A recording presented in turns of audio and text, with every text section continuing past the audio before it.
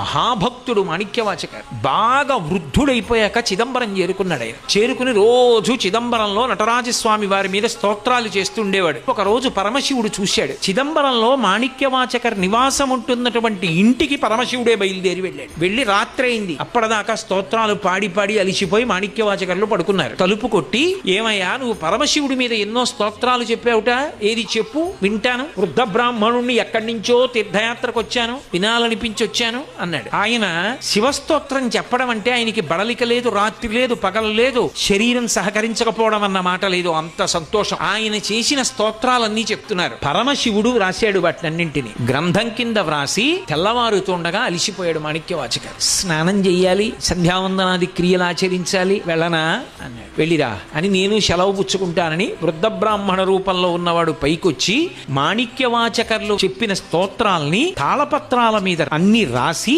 వాటికి తాడు కట్టి చిదంబరంలో ఆకాశలింగం ఉన్నటువంటి ద్వారం దగ్గర పెట్టేసి దాని మీద నందీశ్వరుడు యొక్క ముద్ర గుద్ది వెళ్ళిపోయాడు. తెల్లవారుజామున అర్చకులు తలుపులు తీయడానికి వచ్చారు. ఏవో తాళపత్ర గ్రంథాలు ఉన్నాయి, ఎత్తి చూశారు. దాని మీద నంది ముద్రలు ఉన్నాయి. అమ్మ బాబోయ్, నంది ముద్రలు ఉన్నాయి, రాత్రి ఎవరు పట్టుకొచ్చి పెట్టారోనని తెల్లబోయి జాగ్రత్తగా విప్పి చూశారు. పరమశివుడి మీద స్తోత్రాలు. అందులో కొన్ని గుర్తుపట్టారు మాణిక్యవాచకర్లని. అందులో పరమశివుడు తన స్వదస్తూరితో పీఠిక వ్రాశాడు. ఈ వ్యక్తికి తల్లిదండ్రులు పెట్టిన పేరు వేరొకటి, కానీ ఈయన నోటి వెంట వచ్చిన మాటలు మాటలు కావు, మాణిక్యములు. అవి కాలమునందు రచనలుగా ఉండకపోతే రేపు ఈయన శరీరం విడిచిపెట్టేసిన తరువాత అలా చెప్పేవాడు లేడని, అలా పాడగలిగిన వాడు లేడని, అలా అందించగలిగిన వాడు లేడని ఆయన చెప్పినవన్నీ రాత్రి కూర్చుని నేనే స్వయంగా వ్రాశాను, వ్రాసి తెచ్చి ఇక్కడ పెడుతున్నాను నటరాజు అని దస్తూరి చేశాడు. చేస్తే సంతోషపడిపోయి అర్చకులు మాణిక్యవాచకర్ ఇంటికి పరిగెత్తారు.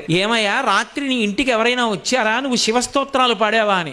ఎవరో వృద్ధ బ్రాహ్మణుడు వచ్చాడు, నీవు చేసిన శివస్తోత్రాలు పాడమన్నాడు. పాడాను. ఎవరో కాదయా, పరమశివుడయ్యా, నీ దగ్గర అవన్నీ విని వ్రాసిన వాడు, ఇదిగో గ్రంథాలు, నువ్వు రాత్రల్లా పాడినవి తాళపత్ర గ్రంథాల మీద వ్రాసి తీసుకొచ్చి నటరాజస్వామి దేవాలయ ప్రాంగణంలో పెట్టి అంతర్ధానమయ్యాడు. కళ్ళంబట ఆనంద భాష్పాలు ధారలుగా కారిపోయాయి మాణిక్యవాచకరికి. కారిపోయి కాదు కాదు నేను చూడవలసిందే అని గబగబా చిదంబరం క్షేత్రంలోకి వచ్చి నటరాజస్వామి సన్నిధానంలో నిలబడి అవ్యక్తానందంతో, ఇన్ని పాటలు పాడిన వాడికి నోటి వెంట మాట రాక, స్వామి నీకు నేను ఏమని కృతజ్ఞత చెప్పను, నోట మాట రాలేదు.